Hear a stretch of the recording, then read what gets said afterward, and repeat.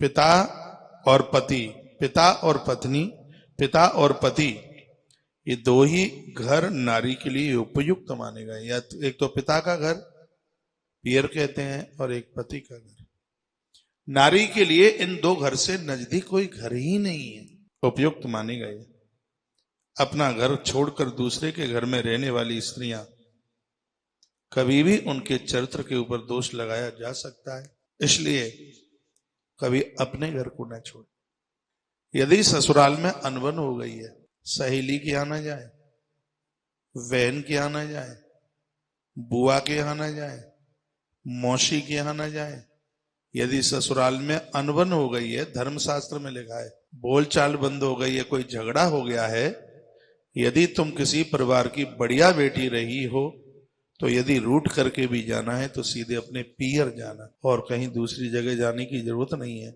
क्योंकि नारी के लिए दो घर से तीसरा घर बताया ही नहीं है। एक पिता का घर है और एक पति का घर है। यूं तो लड़िए मत, रूठिए मत, लेकिन कभी कोई ऐसी नौबत आ जाती है तो हमारे धर्मशास्त्र में वर्णन किया गया है, इन दो घर के अलावा नारी कहीं तीसरे घर पर ना जाए, नहीं तो उसके चरित्र के ऊपर टीका और टिप्पणी होगी। बहुत अच्छी बात कही।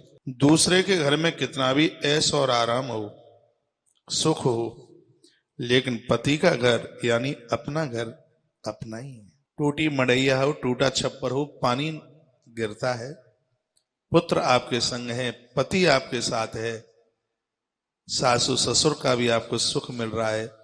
धर्मशास्त्र में लिखा है कि इंद्र की इंद्रपुरी से ज्यादा सुख है अपना है, भले ही टूटा फूटा है। अपने घर को छोड़ के ना जाइए। जो अपने घर को छोड़कर दूसरे घरों में जाती हैं, ऐसी नारी को कुलक्ष्मी कहा गया है।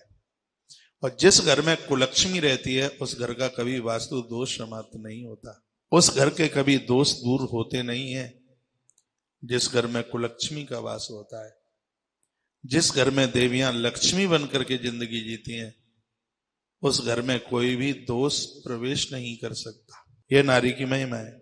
जो नारी मैली कुचैली मुंह में बुरुश लगाए, और बुरुश लगाई लगाई वो ऊपर का नीचे तक झंगा झोला पहनती हुई, और वो सीधे रसोई में चाय बनाने के लिए पतीली रख दी उसने, वही बुरुश की दो चार बूंदें भी टपक गई उसी में। होता है, कोई बहुत बड़ी बात नहीं है, साधारण सी बात है। क्या आप सुंदर बात कही है। जो नारी मैली कुचैली रहती है, पवित्रता का ध्यान नहीं रखती, स्नान नहीं करती, बिना नहाए भोजन बनाती है, बिना नहाए चूल्हा सुलगाती है, रसोई और मंदिर में बिना नहाए चले जाना उसके लिए कोई बहुत बड़ी बात नहीं है।